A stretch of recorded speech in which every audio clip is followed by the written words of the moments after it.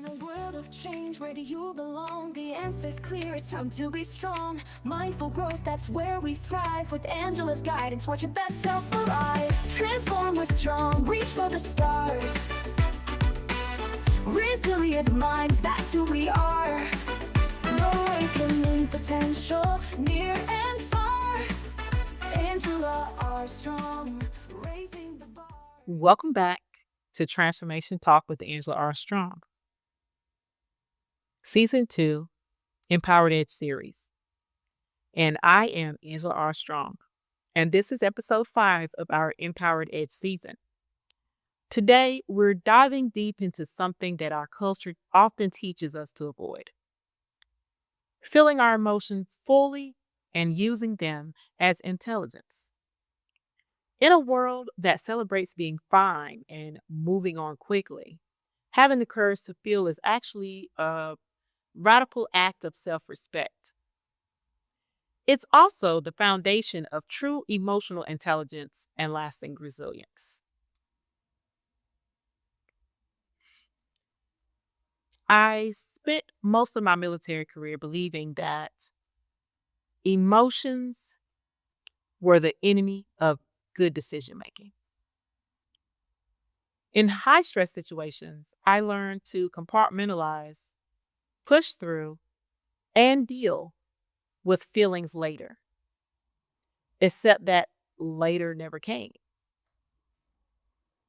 By 2018, I had decades of unfelt emotions stored in my body: the stress, the disappointments, the losses I had never properly processed. When my career crisis hit, it wasn't just about the current situation. It was like every suppressed emotion from 27 years of military service came back, flooding at once. That's when I learned the difference between emotional suppression and emotional intelligence. Suppression is pushing feelings away. Intelligence is learning to feel them, understand them, and use them as valuable information. Most people think that emotional intelligence means staying calm under pressure, but that's only part of it. True emotional intelligence involves four key abilities. First, we have emotional awareness, where we recognize what we're feeling in that moment, not just the surface emotion, but the layers that are underneath it. Second, we have emotional understanding, knowing why you're feeling what you're feeling and what your emotions are trying to tell you in that moment.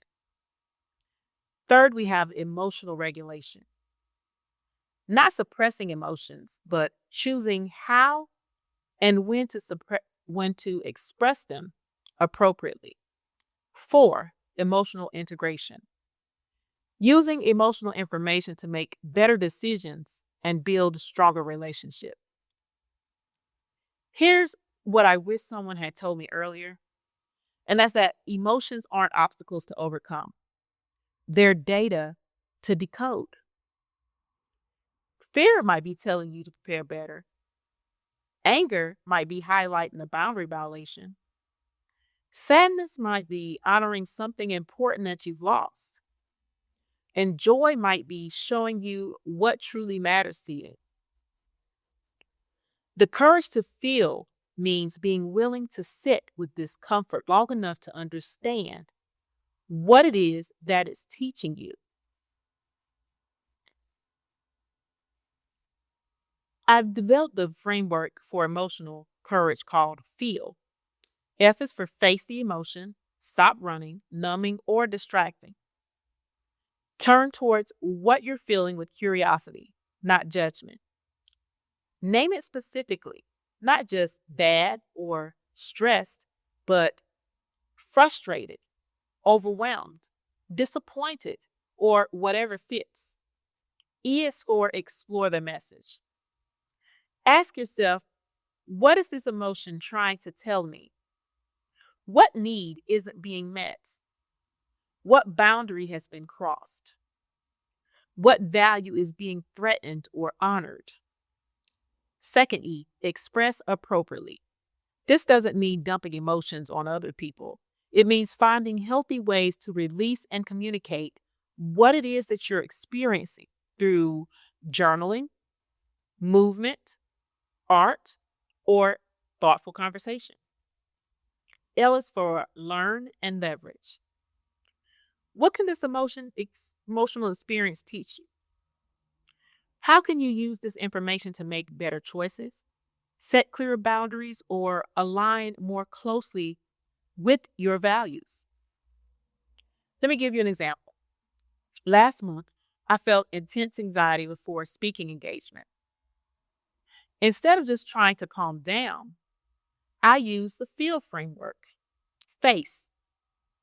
I acknowledged feeling anxious and scared. Explore.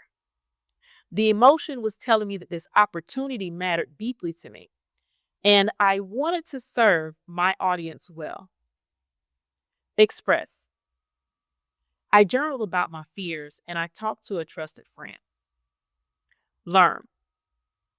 I realized that my anxiety was actually excitement in disguise and preparation energy, and I used it to rehearse more thoroughly. The result? One of my best presentations ever. Let's practice the emotional courage power pause. Think of an emotion you've been avoiding or pushing away. Take a deep breath and create space for this feeling.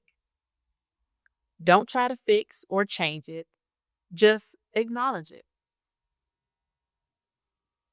Now ask, what is this emotion's name?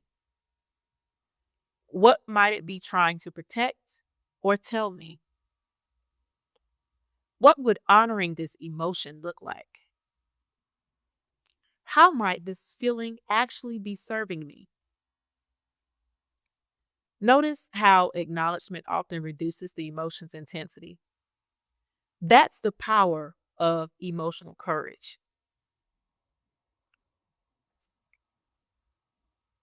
This week, practice the daily emotional check in 3 times a day. Do it in the morning, afternoon, and evening. Pause and ask yourself, what am I feeling right now? Name it specifically and thank it for the information that it's providing you. Choose one emotion that you typically avoid and practice the feel framework with it. Having the courage to feel isn't about becoming more emotional. It's about becoming more intelligent about your emotions. It's about recognizing that your feelings are sophisticated guidance systems, not problems to solve. Next week, we're exploring boundaries as self-care, protecting your energy. Until then, remember, your emotions aren't your enemies. They're your allies in creating a life that truly fits who you are. I'm Angela Armstrong, and this has been Transformation Talk with Angela Armstrong, and this is your Empowered Edge series. I look forward to seeing you guys next week. Bye-bye for now. From the dawn awakening to legacy, we've got the key. Unlocking the leader you're meant to be. Mindful, bold, and totally free.